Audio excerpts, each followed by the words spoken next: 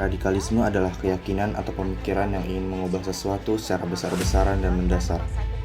Orang yang menganut radikalisme percaya bahwa mereka merasa bahwa perubahan kecil atau bertahap tidak cukup untuk memperbaiki masalah, sehingga mereka mendukung tindakan yang lebih ekstrim untuk mencapai tujuan mereka. Orang yang menganut radikalisme ingin mengubah banyak hal secara drastis. Mereka tidak akan pernah puas dengan perubahan kecil atau perbaikan kecil, karena mereka ingin mengganti keseluruhan sistem. Para radikal percaya bahwa untuk membuat perubahan yang besar, diperlukan tindakan yang ekstrim atau luar biasa. Mereka mungkin mengadakan protes besar, demonstrasi, atau bahkan tindakan yang lebih drastis. Radikalisme didorong oleh keyakinan atau ideologi yang sangat kuat. Para radikal yakin bahwa cara yang mereka inginkan adalah yang paling benar atau yang paling baik untuk semua orang. Dalam politik, radikalisme bisa berarti mengganti seluruh sistem pemerintahan atau mengubah aturan-aturan dasar negara. Dalam agama, radikalisme bisa berarti ingin semua orang mengikuti cara beribadah atau keyakinan yang mereka anggap paling benar. Dalam gerakan sosial, radikalisme bisa berarti memperjuangkan perubahan besar dalam cara masyarakat berfungsi, seperti hak-hak minoritas, lingkungan, atau keadilan sosial dengan cara yang sangat tegas. Para radikal percaya bahwa perubahan kecil tidaklah cukup, sehingga mereka mendukung tindakan yang lebih ekstrim untuk mencapai tujuan mereka.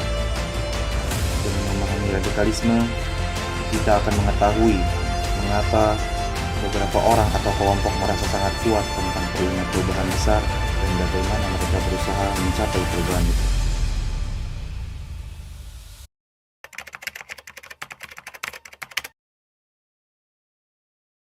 Oke, menurutku radikalisme secara umum itu adalah suatu keadaan di mana seseorang memaksakan idealismenya untuk dipercayai oleh orang lain.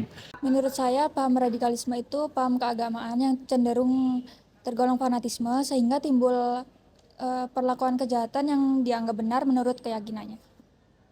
Oke, jadi menurut saya itu radikalisme kayak pemahaman tentang kayak menyikapi tentang perbedaan gitu dan menggunakan kekerasan. Mungkin dari Aurel ada tambahan.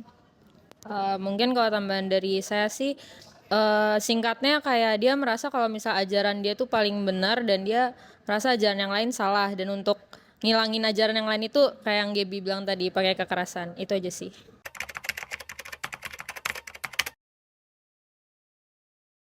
Untuk dari aku bisa dari keluarga ya. Keluarga tuh membimbing dan mensupport lah istilah anaknya tuh ke arah yang baik, yang benar. Dengan contoh harus diajarkan ke gereja. Kalau di agama saya kan ke gereja, tiap minggu ke gereja, ibadah jangan pernah lupa. Itu kan akan menanggulangi atau mencegah terjadi radikalisme. Yang dimana waktu kita selalu rajin ke gereja, itu pasti kan keimanan kita tuh meningkat. Dengan kita sadar akan Tuhan, kita ingat akan Tuhan, ketika kita akan melakukan hal-hal yang mungkin tidak sepatutnya dilakukan, seperti itu sih. Oke. Menurut saya pribadi kan memang penting banget ya untuk mencegah radikalisme. Mungkin bisa dimulai dari pendidikan dulu, di mana kan setiap jenjang itu ada pelajaran agama. Nah, itu mungkin bisa kayak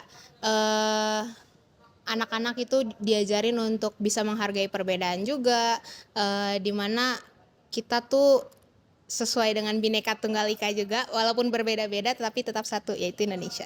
Menurutku penting sih karena Islam itu sendiri menerapkan penerapan Islam yang moderat. Jadi nggak yang santai banget, nggak juga yang kaku banget gitu.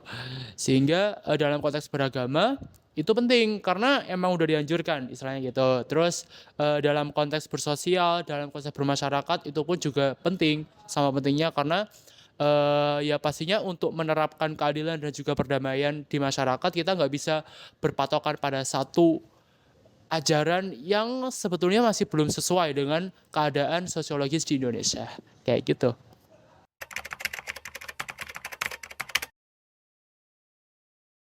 Semisal kalau kita propaganda kita udah berhasil, edukasi kita udah berhasil, pastinya orang-orang pasti bakal lebih sadar akan ajakan radikalisme. Bahkan kalau masyarakatnya itu lebih aktif, ajaran radikalisme ini bakal dapat dibasmi seluruhnya. Menurut saya, media sosial dapat berpengaruh dalam pencegahan radikalisme karena sebagai penyedia platform untuk dialog serta edukasi pencegahan radikalisme.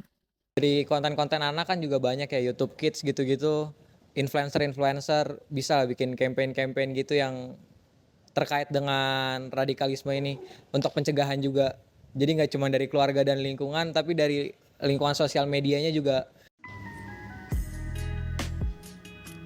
Pencegahan radikalisme dalam konteks beragama melalui media sosial di lingkungan Universitas Brawijaya adalah langkah strategis yang sangat penting. Melalui edukasi yang tepat, konten positif dan dialog konstruktif yang mengusung konsep musawah dan tasamuh, kita dapat membentuk mahasiswa yang kritis, inklusif, dan toleran. Peran aktif dari semua pihak dalam menciptakan lingkungan digital yang sehat akan sangat berpengaruh dalam membendung penyebaran paham radikal. Dengan demikian, upaya ini tidak hanya melindungi komunitas kampus, tetapi juga memberikan kontribusi signifikan bagi terciptanya masyarakat yang damai, harmonis, dan rahmatan lil alamin.